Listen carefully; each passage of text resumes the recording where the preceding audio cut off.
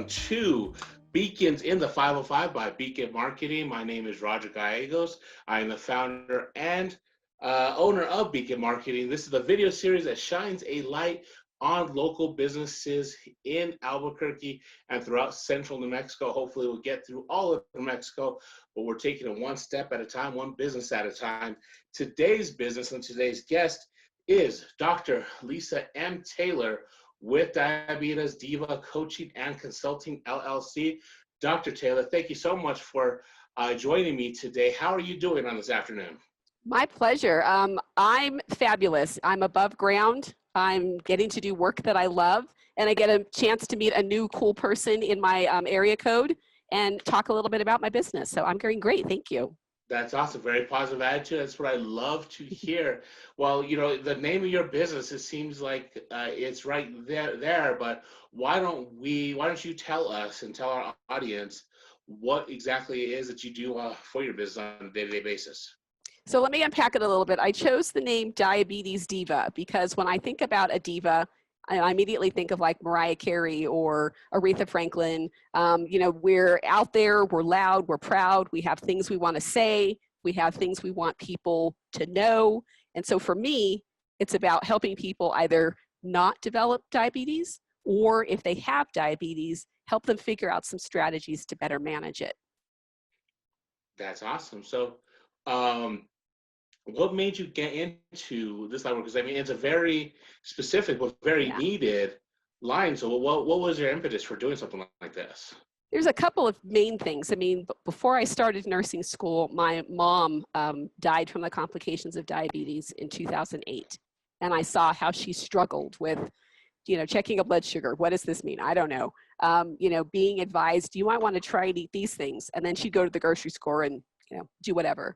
And also when I was in nursing school, I had an opportunity to take care of patients who were status post kidney transplants or renal transplants. And many of those were people of color who were having kidney transplants because of diabetes. So I thought there's something I need to be doing about this because brown people in the country and in the world tend to have more diabetes and diabetes kidney disease as a result of diabetes. And so I have to do something to flip that script. I have to do something. And so fast forward now, I'm a nurse practitioner working in endocrinology here in Albuquerque and really just wanting to try and get out there and help people be different and be healthy. And I think, you know, you touched on this a second, but for a second there, but I think so much of what makes us unhealthy is as a society, but in particular, you know, populations of color, whether that is African Americans or Hispanics or anybody else, is that misinformation because you see so much things out there. And, you know, like the to me, like one of the most popular ones is like eggs. I remember eggs growing up, they were no good. And then it was like, well, the whites are good. And then it's like, they're not good yet. But, and then so it changes. Like, yeah, it's just back and forth. It's like, at this point, I don't know whether I should eat eggs. I don't know whether I should throw my cars. I don't know. Like, should I be an egg? Exactly what, so much of it is like that misinformation. And I think having someone like you, particularly something that's as serious as diabetes, but I think is often overlooked, you know, because you know, you hear this, you hear it in so many different ways, but I think it's like overlooked because it's a disease that many people could manage and live with. And because of that, I don't think people take it as seriously. So having someone with you with the experience and the knowledge to say, yes, you can live with this, but this is something you need to take serious. And then I also know that people of color, because I know for me being Hispanic, one of the things is we don't like to hear bad news about health. We sort of block it out. We do like the hear no evil, see no evil, speak no evil type of mentality to it. So can you speak to that, to like what you see with particularly popular people of color, that why it's so hard to get that information across to them? I think one of the challenges is that people do want to be healthy, right? They have parents and grandparents and spouses and partners and children, and they want to be healthy. But in our current health system, and I'm a patient myself, right? You go and see your healthcare provider, and if you're lucky, you get 10 minutes. Now, if one of those things you need and want to discuss is diabetes, plus you have other things that you need and want to discuss, sometimes things get missed. And I'm in no way saying that other healthcare providers aren't doing a good job or don't want to do it, but I'm trying to fill in that gap because people typically have a lot of questions. They may get questions because they've seen something a family member did, they've seen something in the news, they've read something in a magazine, they maybe saw something online, and they're needing somebody to help decipher which of that is true, which of that is not true, and how does that apply to me? So really, I see myself as sort of an interpreter, because diabetes is complex. It's really complex, and I want to demystify that for people and help them realize you're probably doing more good things than you think. You're probably doing more good things than you gave yourself credit for, but there's a lot of things going on when you live with diabetes. And so I want to help people unpack that, make sense of it, and be healthier. Because when we have a healthy, right? Yeah. Well, it's so funny you use the word interpreter, because as you were speaking, I was like, oh, she's just like a decoder. So it's Yeah, kind of the same exactly. thing. Yeah. You're like the Rosetta Stone of diabetes. Yes. I'm like the IT of diabetes. That's it. Yes. Well, Yes. speaking of the blank of diabetes, I have a survey that I send out to the guests so I get to know them a little bit better Yes. before these interviews. And for yours, one of the things I loved when I asked what makes your business unique, that you plan on being the hashtag Oprah Winfrey of diabetes. Now, I think when You know it. I think when you're the Oprah Winfrey of anything, that is fantastic. So I think having that goal and having Right? that ambition is great in any field, but especially for something as important as diabetes. But Yes. I do want to dig into that uniqueness of you, because I think one of the things that I aim to do with this video series is bring out the uniqueness of the businesses here in Albuquerque, because it's so easy to get mixed in with the bunch. You're true. You're true. And you are, and you put in your survey answers that you're one of the few Black family nurse practitioners. Can you speak to that, like, and why that is important to you, and why you feel that makes you unique and a true asset in this community? I think there's something to be said for when you go to see a healthcare provider, or when you're considering working with a coach, which is what I do in my specific business. There's something to be said for when you see another brown face, whether we're both African American, you're Latinx and I'm African American, you're from Haiti or from Jamaica or from Brazil, wherever you may be from. We are brown people of the diaspora. We are brown people living in a world that's not necessarily made for us. It's not necessarily made for us to succeed. And then on top of that, you layer something as complicated and complex as diabetes. So my mission in life, my jam, is to demystify what diabetes is, how people can make small changes to better either, like I said, potentially not have diabetes, or if you have pre-diabetes, to not develop diabetes.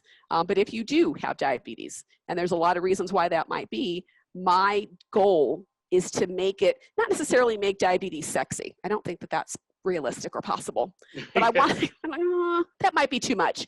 But in the way that Oprah Winfrey has a platform to talk about all the different things that are important to her, I want a platform to make diabetes more user-friendly. Whether that's your medications, what do I eat, how often, so-and-so said this about diabetes, is that true? Just really wanting to be a source of information as one brown person with a lot of training and expertise speaking to another brown person, because sometimes that is a great equalizer. And we don't have a lot of folk who look like me doing what I do, not only in New Mexico, but in the country. So I'm gonna have to take it national. Yeah. Well, and it's sort of this the idea of, and I love what you say, make it more accessible, because you hear someone has allergies, or you hear someone has asthma. It's like we all kind of know what that entails. Like, yes. you think allergies, you're like, who has the nearest EpiPen? In case someone has exactly peanuts and you can stab them. Who has allergies? Who has a nebulizer? Exactly.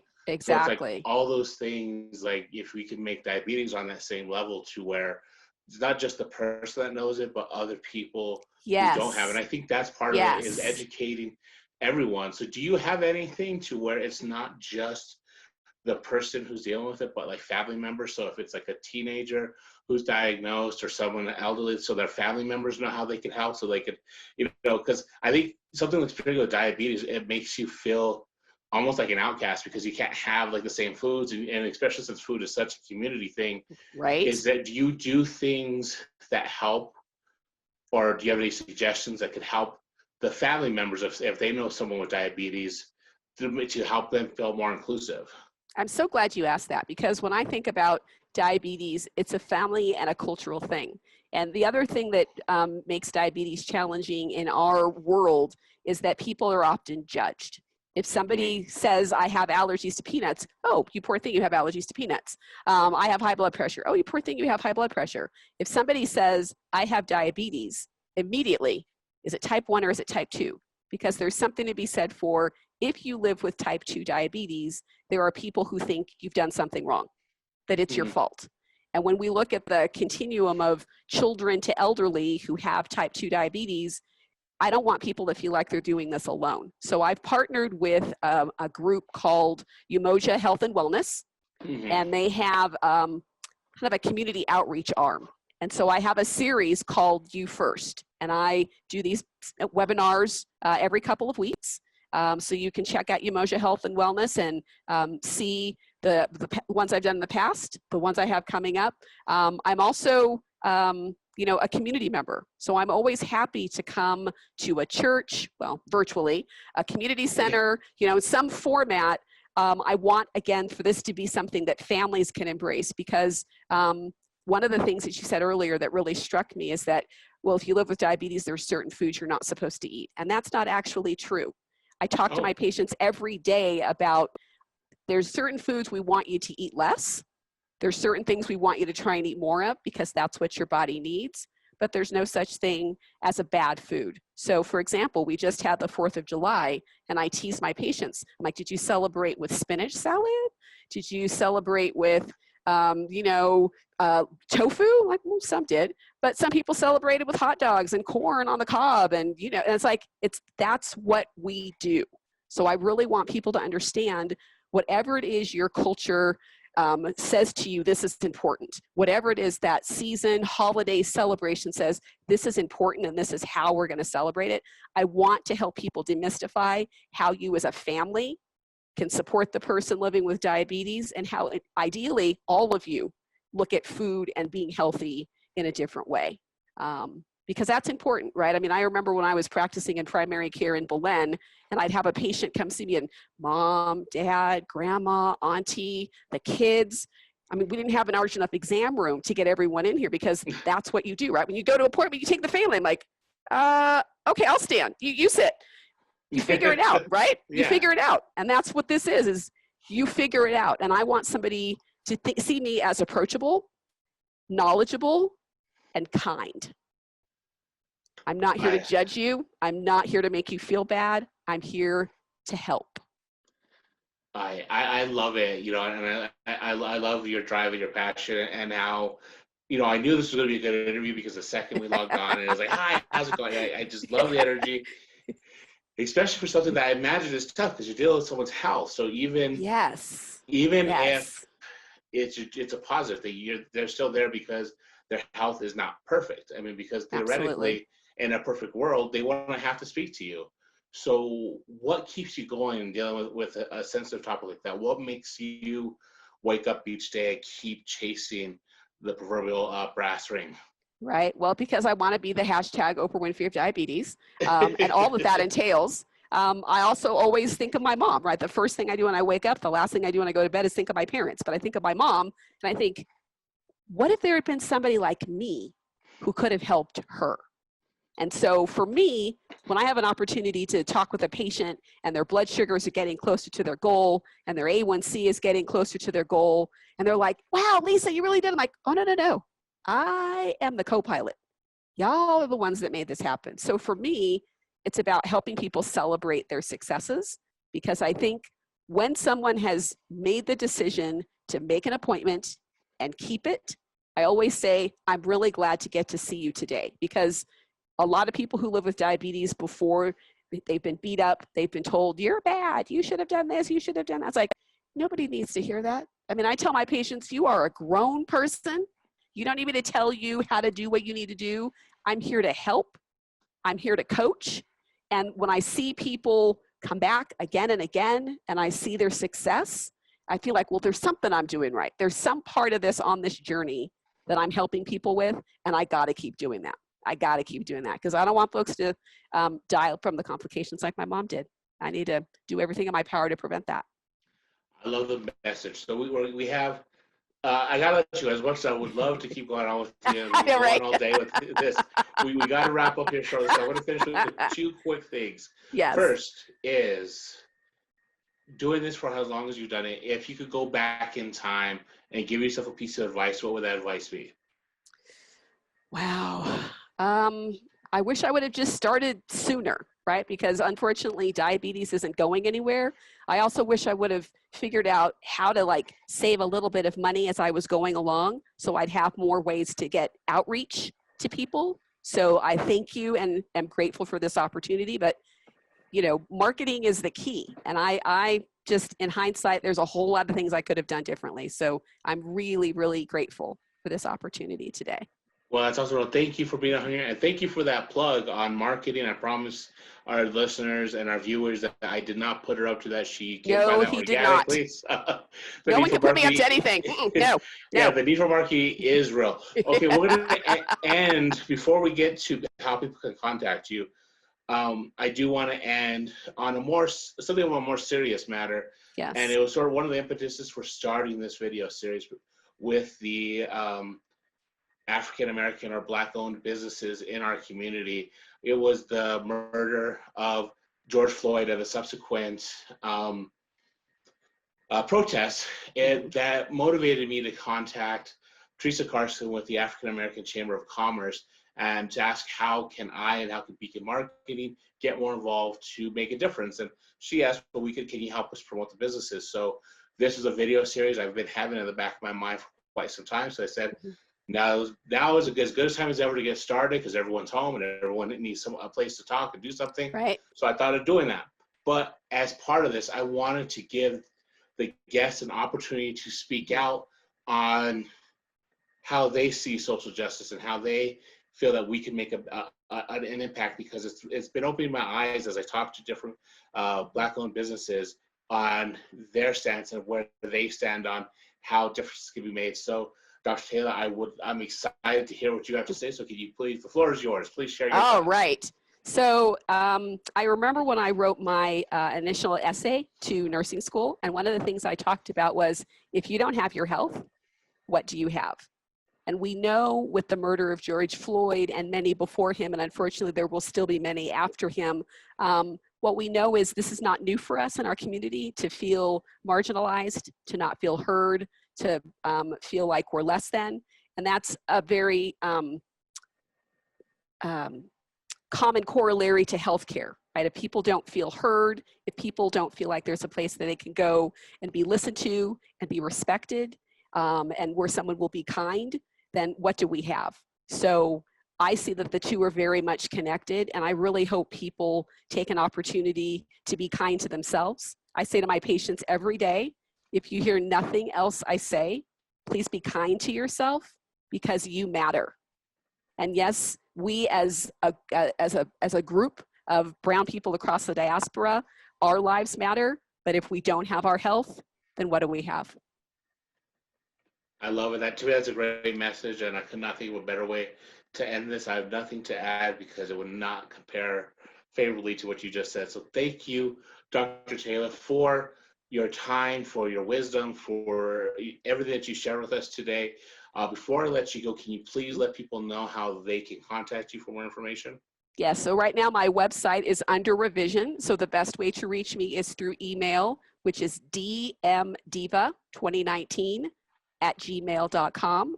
You can also hit me up on my Gmail phone number, which is area code 505-585-5241, 505-585-5241. Website, soon to come. Soon to come. As well, I will share that contact information in the description below for this video, so people will be able to see that. And by the time I get this video live, your website may be up, and we may just in the next week. Yes, it's coming. Then it'll definitely be up, and then I'll put it in the description, and I appreciate so you'll see that.